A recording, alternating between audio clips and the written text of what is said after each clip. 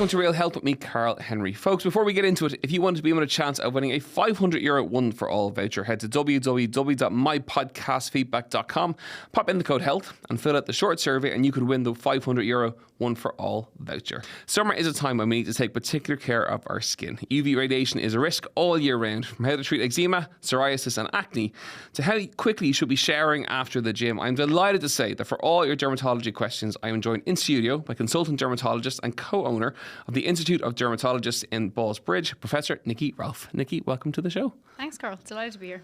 It's good to have you back in. We had you on before. A fascinating ep. We got a huge response to it. So we thought we'll bring you back in. Perfect time of the year for it. Although you're going to tell me that all year round is important for skin health. Absolutely. Yeah, I mean, obviously when the sun comes out and you can physically see it and we can feel the heat, everyone thinks, okay, maybe now I'll put my sunscreen on. But UV radiation is there all year round. So the way I like to remember to make it easy for people is that UVA is A for all year. So that is the rays of the sun that penetrate deeper into the skin. So they're going to give you the wrinkles, the fine lines that you don't want as you get older, but they can also put you at increased risk of skin cancer. And then B, so UVB, is the burning rays of the sun. And they peak from about May to October in Ireland. So that's why if you're out for a walk now, you kind of feel that little bit more of intensity. And you do need to choose a sunscreen that will be broad spectrum to protect you against UVA and UVB, because UVA can come through glass. So if you're driving as your job and you're in it for hours, or you're sitting beside in work or working from home beside the window, you're going to get some UV rays through the window. So you have to protect against both. And is there a number, factor like 20, 30, 50, Yeah, 40? so really for everyone, I would say 30 and above. And then obviously in the summer months, try and even go a little bit higher, so 40 to 50. Everyone is kind of obsessed by the number, but the most important thing is that it's the frequency of application and the amount that you actually apply. So I'd be much happier if somebody put on a factor 30 every 2 hours than think they can get away with a factor 50 once a day. Every 2 hours? Yeah. So if you're going to be on your sun holiday and you're going to be outside for hours, you're going to be on the beach, you're going to be beside the swimming pool, you need to reapply it. And you need to be generous with it. So most of us do not put on enough, hence the reason you're not getting a factor 30, 40 or 50, because you just have put on too thin a layer if you've missed a few bits. And even for the ones that say all-day protection. I bought one I know, it's not true. It's not true. So yeah, it's a little bit of false advertising really. So it should be reapplied, especially if you're going to be active, you're going to be swimming, you're going to towel dry off after swimming, sweating after a run, you do need to reapply it. Even the water resistant ones, you still need to reapply it. We're only 2 minutes in and you've already given me loads of content. This is great. I'm taking notes in my head as we speak. Let's start with skin cancer then. Are people aware of it first and foremost? Is there an awareness nationally about it? Yeah, I think people are more aware. Everyone's more knowledgeable, access to the internet. There's articles about it for sure. But probably not enough is done by people here to just prevent. It's such a preventable thing. We certainly kind of view, like if we go to Spain, go to Portugal, we go for a week or two, everyone's packing sunscreen into their suitcase. But would everyone start putting it on in Ireland in May? Absolutely not. They'll definitely put it on when it's a really sunny day. If we manage to get 25 degrees, everyone kind of thinks it's to do with temperature, but it's nothing to do with the temperature. Obviously, if it was 30, 40 degrees outside, you probably wouldn't be sitting out in it for that long. But it's the days that you get caught out in Ireland. And skin cancer is unfortunately increasing. So we have about 13,000 cases a year of skin cancer, of which about 1,100 of them are melanoma. Okay. So for anyone listening, just to be reassured, the earlier you catch it, the better. And that's a chance of a cure, essentially. But for melanoma, we certainly want to pick up on it early, because that is the one that can spread inside. Okay. So that's the dangerous one, essentially. The non-melanoma skin cancers, thankfully, you usually just cut them out and that's the end of it. But if you start putting on your sunscreen from an early age, if you start using things like rash vests on the kids when they're going to go swimming, they get used to it at such a young age. It's part of their routine. It's like learning to brush your teeth. If you try and introduce that later in life, trying to a new habit, it's hard to do. So the earlier you start, the better, because most of your sun damage is actually done in the first 2 decades. So before 20 is when you've done most of it. Yeah. So cover up is the first layer of prevention. Yeah, because I mean, a style of clothing is the least expensive way of protecting yourself and the least messy way. Like, there's nothing worse than when you're on holidays and you just feel sticky all day because you've got sunscreen on every couple of hours. So definitely a style of clothing. Put on a hat. This is particularly important for men because unfortunately they do develop male pattern hair loss at an earlier age. Off the back of our last chat, I went out and bought one. Brilliant. Did you wear it though? Yes, I do wear it. I'm not going to mention the brand because that's the way we're at. But actually, it's very light and it's airy, and I wear it when I'm out cutting the grass and perfect. Yeah. just out and about. It's fantastic. Yeah, no, and it'll protect the top of your ears and gives a little bit of shade, obviously, your forehead and across your cheekbones, which is where we pick it up. And men tend to wear their hair shorter for most of their life, so they're not going to have the same protection that women will on the back of their neck or on the tops of their ears, which is unfortunately where they get a lot of skin cancers. Okay, so more clothes. Does that mean that, and covering more of the skin, does that mean a tan is a bad sign then? Yes. A tan is bad. Okay. Everyone asks me this, even a little bit of tan. Can I just have a little bit of tan? A tan is just damage. It's basically your cells lining up like an army of cells under the skin surface to try and protect you from the UV rays coming in and damaging your DNA. And when your DNA is damaged, as the years go on, your cells that are normally repairing themselves just can't repair themselves as easily. And then that's when it turns into cancer cells. So we just want you to never have a tan unless it's out of a bottle. That's the only safe tan. Is long sleeve top in today's interview, as my arms are relatively tanned. Because the weather's been good in Westport lately. So no tan. And is that even with sunscreen then? Yeah, because then you're obviously not putting on enough or frequently enough if you're getting tanned. Okay. So you shouldn't be tanned at all. I'm digging a very big hole here for myself. Okay. Right, okay, wow, okay. But don't get me wrong, everyone looks healthier, everyone looks better. There's a reason we do it, everyone feels better. But any tan is damage essentially to the skin. There's no other way to say it. Okay, right, okay. What do we look out for then? Now I know the answer to this because I go to you. You look at my skin, and I'm due to go back in because I found a dodgy-ish kind of mole. What, for people listening in, what should they look out for? And it starts with knowing your body yourself, first of all, isn't it? Yeah. So, I mean, if everyone could get into the habit of checking their skin on a regular basis, so first of all, you know what your moles look like. You can still make new moles into roughly your late 30s. So, obviously, kids can be born with moles or they may develop them, obviously, in the first few years of life, and you can get more. So, getting a new mole that stays stable and doesn't change is not anything necessarily dangerous at 20 years of age. But a mole that changes in the shape, the size, the colour, absolutely needs to be checked. So, we use the alphabet, so A, B, C, D, and E. Okay. So, A is for asymmetry. So the way I like to look at a mole is you should essentially be able to like nearly fold it in half and it looks like a mirror image of itself. Yeah, but if one edge is starting to become a kind of irregular border, that's what the B for. Then you want to get it checked. C is for colour. So most moles have overall a uniform colour. Mm-hmm. Now, of course, some people make a mole where the centre is slightly darker and there's a little paler rim. But if they look at their whole body, they might have another few moles that look the same. So you're really looking to pick the ugly duckling out of what comparing yourself to all the other moles. D is for diameter. So if it starts to go 6 millimetres or above, which is really like the tip of an eraser on a pencil. So if you kind of keep that image in your head. Okay, so half a centimetre. Yeah, so if it gets bigger. And then E is for evolution. So that literally means if it's changing in shape, size or colour in any of the parameters, then you should get it checked out. And would that be, this is solely for myself, by the way. Yeah. So the last time I saw you, we took a chunk out of my arm. Yeah. And on the chunk now, I've a mole grown on, which seems to have grown pretty much on where the chunk. Yeah, so we're going to check it. And the tool that a dermatologist has is called a dermatoscope. So it's basically a magnifying light. But what we're looking for when we're looking for moles is not just the gross appearance of it, whether it looks like it's, spreading on one side, but we look at the blood vessels in it, we look at the pattern of pigmentation. So there's a few different things that we're looking out for, but we're going to check everywhere. But that's what people can do at home. They can use a mirror. They can usually use, if they've got a partner in their life, that's the best tool you have to look at your back, the backs of your legs, and just get used to, and the hairdresser. They're brilliant. So when you're going to get your hair cut, just get them to have a check, particularly for women. If they're getting highlights, they're going to be sitting in that chair for hours, getting their hair spread, and just to say, like, do I have any moles that I need to know about to keep an eye on? And sometimes we get a lot of people referred in because their hairdresser picked up something on the top of their scalp. Wow. So great to ask them to have a look when you're having your haircut. Of course, when people do go into someone like yourself, it's not scary. That's the first thing. No, well, except for you have to have a full skin check. So sometimes people kind of go, oh, really? I just came in with something on my forehead. Why do I have to undress down to my underwear? Apart from that, once you get over that, and during COVID times, that was even worse because everyone had to wear a mask and be sitting in their underwear. Yeah. That's the scary part. Other than that, there's no pain involved because the dermatoscope is just a light. Yes. And obviously then if we're going to do some surgery, majority of that is done under local anaesthetic. So people are chatting away and we're listening to the radio and we're just chatting about usually the weather, which is probably up and down in Ireland. But it's not scary. It shouldn't be scary, no. Yeah, I think Irish people, particularly Irish men, have a real thing about that, going to the doctor or going to a consultant or whatever. Yeah. It's scary, it's going to hurt, and I can vouch for the fact that it doesn't. You would start shining a light on. Not at all. Yeah. Okay. Acne. Let's move on to acne then. So it's really, really common. About 85 to 90% of teenagers will suffer with acne, and it affects about, huge numbers, but it affects about 9.3% of the global population. And pretty much everyone has had a spot or two, if they were lucky enough to get away with just a spot or two, but we've all had them. But unfortunately for some people, it can lead to much more significant distress because it may affect the face, chest and back. It even stops some teenagers from taking part in sports. They drop out because they don't want to take off their t-shirts, they don't want to go swimming anymore.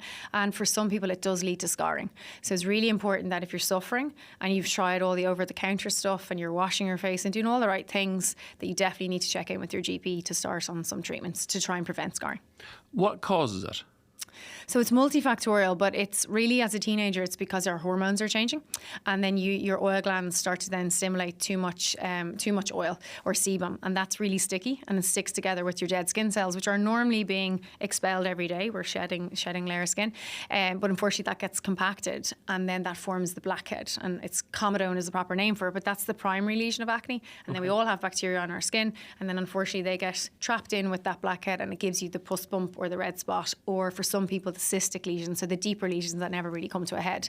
And any of them can lead to scarring because there's a significant amount of inflammation that can damage the second layer of the skin and leave you with essentially an indentation of the skin. What about food and diet? So it's controversial, but certainly some studies showing that dairy in high consumption can lead to flares of your acne. So I suppose the first and foremost is that acne is ultimately genetic. So if you look around your family and maybe your mother or father before you or an aunt or uncle had acne, you might be at higher risk. And then the things that you do in your lifestyle can certainly cause more flares of it. So I'm not saying that dairy causes acne, but if you have acne or even just a small amount of spots, then you consume excessive amounts, or you take whey protein supplementation, which is very popular, that can drive acne. So I usually recommend, and it's actually a lot of my male patients, kind of the teenagers in their 20s that might be taking whey for the gym, to say could they just change the protein, so like a pure casein? pea protein, vegan protein or something like that. Yeah. So they're just cutting out the whey components. And then there have been some studies looking at a high GI diet. So, sugars, exactly. So too much of a glycemic load, eating too many takeaways. So everything in moderation. I mean, we all deserve to have a break someday from the cooking and doing everything right. So of course you can have a takeaway, but to try and have as much colour in your diet as possible. Protein is important to heal the skin as well. So to try and make sure your protein intake is adequate.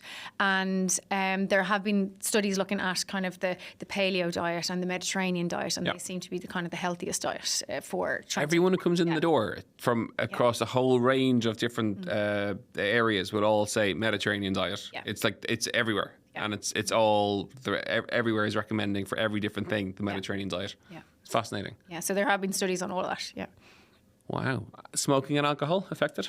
Yeah, I suppose smoking pretty much makes everything worse. It's not specifically linked to acne, but certainly smokers tend to have millions more bacteria on their skin surface. So, for example, if you suffer with eczema, you might be more likely to have an infective flare of your eczema. There's going to be more bacteria on your skin. If you already suffer with acne, we don't need any more bacteria. And certainly for psoriasis, smoking and alcohol does make it worse. So a lot of skin conditions can be made worse. And alcohol just dehydrates your skin. So people just feel their skin isn't quite the same after a heavy night out. So yeah, everything in moderation, but not smoking. That's the only thing. You do not need to smoke.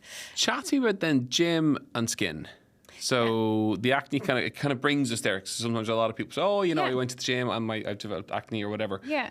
There is a lot of skin and gym things, do's and don'ts, isn't there? Yeah, so I mean, a lot of people could start to complain of truncal acne, so their chest or their back.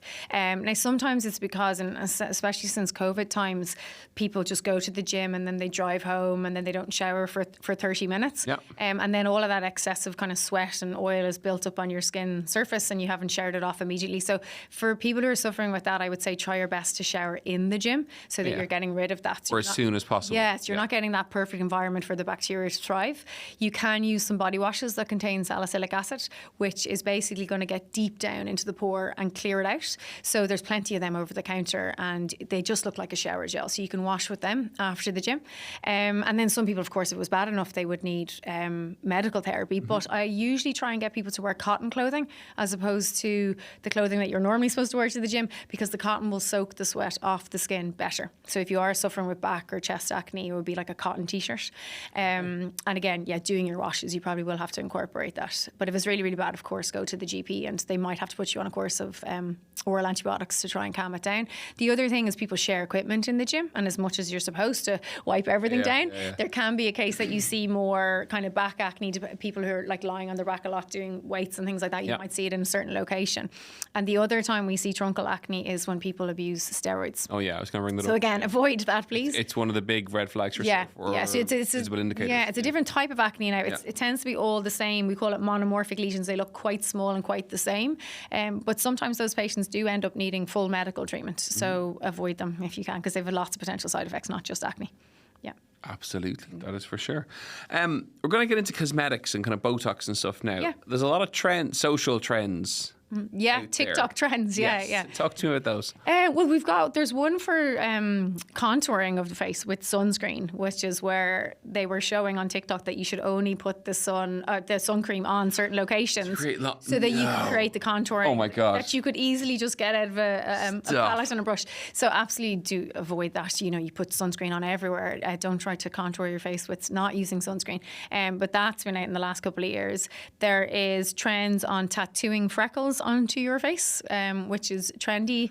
Chatting about tattoos and skin. Yeah. So, I mean, tattoos, obviously you want to pick your technician who's going to do it. You want to make sure it's clean. You don't want to have a risk of infection. But tattoos can lead to problems. They're, especially if you go for the coloured tattoos as opposed to the black ones. Mine are black. The coloured ones, particularly red and purple as a colour, people are more prone to developing a dermatitis associated with it. So their tattoo might heal initially, but then it starts to look funny and bumpy and scaly. So they're actually getting a reaction within the site, and it can be quite hard to settle down, actually.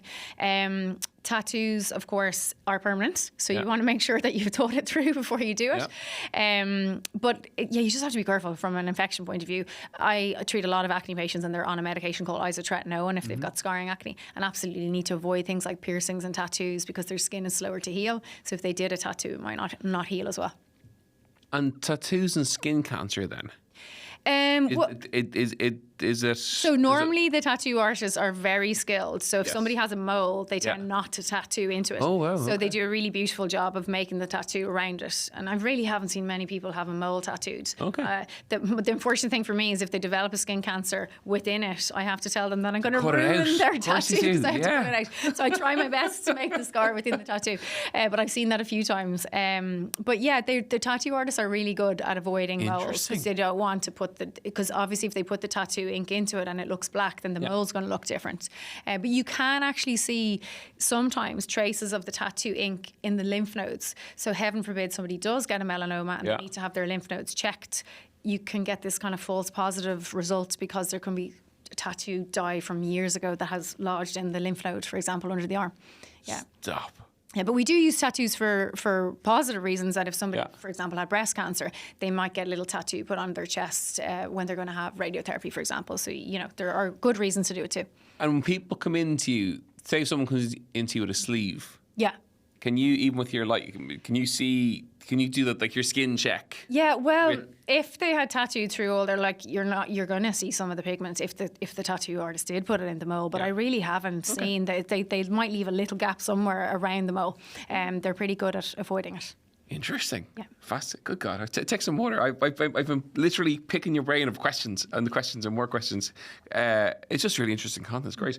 Okay, Botox in the skin. Let's go to Botox then. Let's take it there. So with the skin, I mean, we do it for lots of reasons. Yeah. So obviously it's, called anti-wrinkle injection. So a lot of people are doing it for aesthetic reasons. So to make the face look more rested. So you're trying to make yourself have a more rested version of yourself, not a different version of yourself. So primarily we're going to put it in what we call the 11s lines, which is the frown lines that we get in the middle of our eyes, the horizontal lines across your forehead, and the crow's feet that stick out from the side of our eyes. What does it do? So it's basically a muscle relaxant. If it relaxes your muscle from clenching down, then the skin isn't getting pulled across it, so then you don't see a wrinkle. So that's basically how it works. But it's temporary. It lasts for about 3 to 4 months. Some people get a little bit longer out of it. And then it wears off. So if somebody tries it and they don't like it, then they just don't have to do it again. But I also use it for hyperhidrosis, or that's excessive sweating. So some people are really disabled by that, and they've tried everything else medically. And Botox can give them anywhere from 6 to 12 months of no sweating, which is life-changing. Is it that long? Yeah, it's really good. Is it really? Yeah. So it's a simple procedure. We give them a little bit of numbing cream before, lots of little injections where they don't really feel it, and then they might book in again for like a year later. So, some people can only wear, black clothes. They can't wear anything bright. Yeah. It doesn't matter whether it's summer or winter, and they really suffer. And if any of us are in work standing in front of a crowd, we get a little bit nervous, you're going to sweat more, and it's really debilitating for them. So it can be life-changing for those kind of patients. And it is different from filler. They're two totally different things, yeah. So filler is trying to volumize the face or fill up a place that might have gone hollow, essentially. So normally it is, in my age group of patients that we'd see, people are looking for volume restoration as opposed to looking for the overfilled look. But there certainly has been a trend in the last 5 to 10 years for people to look a different version of themselves, particularly with the lips. So I don't do filler in my practice. I do anti-wrinkle injections. I think everyone looks great with a little bit of Botox because everyone looks like the relaxed, less tired version of themselves. But plus that's regulated, isn't it, as an industry? Yeah, so Botox should be obviously administered by a doctor, but unfortunately filler isn't regulated. So, and the only people that can actually give essentially the antidote to filler if it went wrong are doctors. So if you haven't had it administered by a doctor, you might end up in accident and emergency because then you're having a complication like a loss of vision or a loss of blood supply to the area. So filler is actually dangerous in the wrong hands. And what happens to that? Because you see it time and time. It's the lips that I just can't get my head around. I don't really understand it. But when it goes wrong.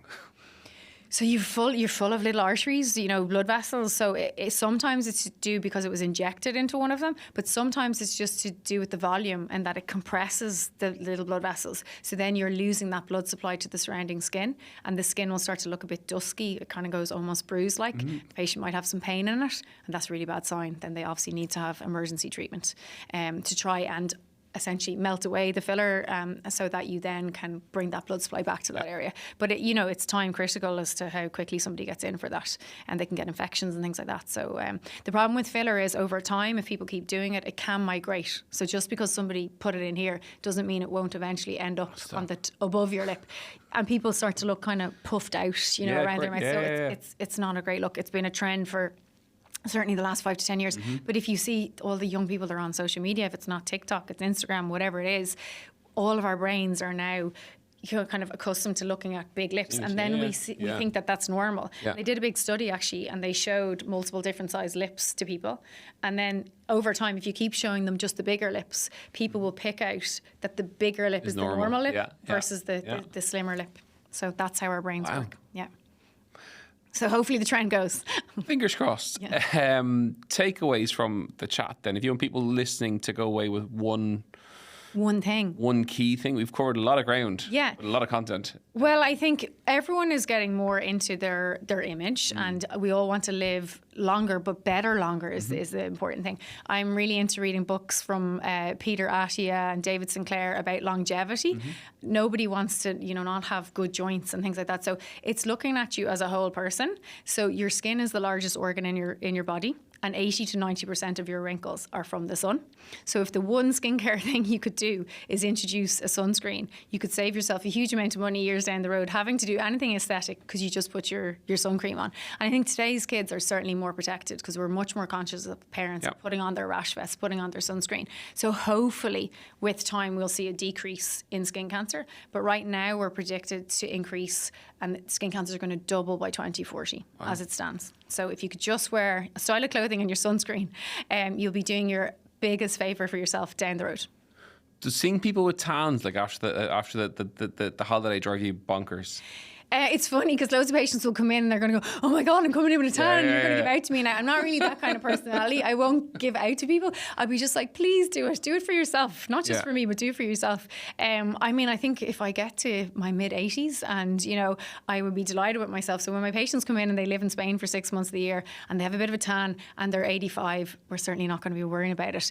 At that point, the chances are they might be getting some basal cell carcinomas, which do not spread inside the body. They never take a day off your life. Worst case scenario, I'll take it out with local anaesthetic. I'm not going to tell people to not have a tiny tan. But for my younger patients, never do a sunbed. Those first 2 decades. Never do that and start protecting yourself, because unfortunately sunbeds are still as commonly used as ever. So scary. If people want to touch base with you or come to see you, where...